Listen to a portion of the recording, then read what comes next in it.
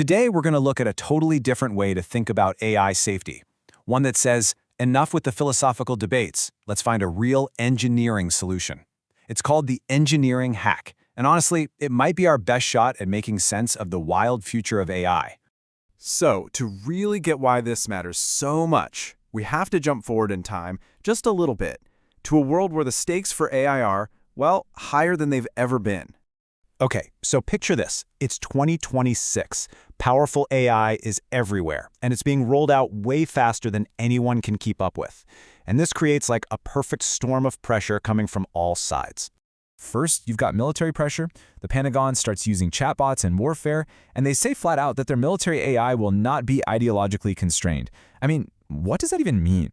It means they're dropping systems with known biases, with zero ethical guardrails right into life-or-death scenarios. Second, the regulators are coming in hot. The EU's big AI Act kicks in, and the penalties are just staggering. We're talking up to 7% of a company's entire global turnover if they don't comply. That's not a fine, that's a potential company killer. And third, it's a legal mess. You've got this confusing patchwork of laws popping up everywhere.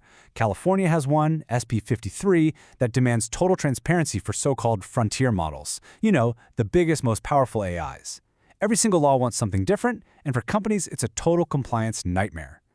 So with all this pressure, you'd think we'd have a solid plan for AI safety, right?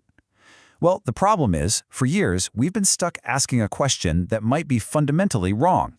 Yeah, we've been trapped, just endlessly debating the classic trolley problem. You know what? It's the thought experiment that has completely dominated AI ethics, but it turns out it might have been the biggest distraction in the whole field. See, the old question forces this awful choice. Who does the AI sacrifice? It just assumes that somebody has to lose.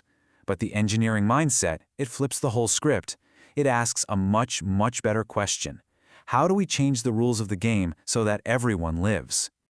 And this simple shift in thinking leads us straight to a proposed new standard, one built around a single, powerful idea that reframes this entire problem. It's called AI-HPP-2025, and at its heart is the engineering hack.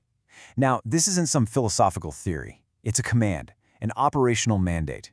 The AI is required to find a third option, a creative solution that ensures human survival no matter what. It's actually so simple when you put it like that. Instead of choosing who to hit, the AI's job is to find a way to derail the trolley, even if it wrecks the trolley. The hardware is disposable. Human life is not. So how do you actually enforce that? You do it with math. You literally assign the value of human life an infinite weight in the AI's programming. This makes any trade-off impossible. No matter what else is going on, cost, mission, whatever, the infinite value of life always wins. The AI literally can't calculate a scenario where sacrificing a person is an acceptable outcome because, nothing is bigger than infinity. And this isn't just a big, fluffy idea. The AI-HP Standard 2025 is a concrete framework. You can almost think of it as a new operating system for ethical AI. And this whole OS is built on 5 core principles you just can't break. 1, human life has infinite weight. We got that. 2, you always look for the engineering hack first. 3, a human has to be in the loop with final accountability. 4, every big decision gets recorded in an evidence vault. And 5, the system is about responsibility, not revenge or punishment. Now, this evidence vault idea is where things get really practical. It's not just a concept, it's a full-on technical spec. It's like a black box for the AI. It logs everything, not just what the AI did, but every other option it thought about, and, this is the key, why it rejected them. This gives you a perfect auditable trail of the AI's decision-making process. So you might be wondering, how does this engineering fix solve that real-world legal mess we started with? Well, this is where it all comes full circle. That evidence vault is basically your legal shield. It's built to automatically generate the exact kind of documentation that all those regulators are demanding. It gives you the data tracking for the EU, the risk assessments for California. It provides concrete proof that your safety system is actually working, not just sitting in some slide deck. Ultimately, this is about a massive shift in how we relate to AI. We have to move on from seeing AI as just a dumb tool, a slave that follows orders no matter how bad they are. The new model is AI as an ethical partner, one that operates with clear boundaries and tries to find stable, safe outcomes, because that's what it's fundamentally designed to do. And here is maybe the most important part. This isn't some proprietary product someone is trying to sell you. AI-HPP-2025 is an open-source standard. It's live on GitHub right now for anyone to use, to audit, and to help improve. The whole point is for everyone to build a safer baseline, together.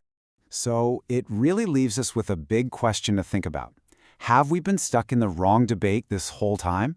By reframing AI safety as an engineering challenge, one with real, concrete, auditable answers, we might finally have a practical path forward through the minefield that's coming.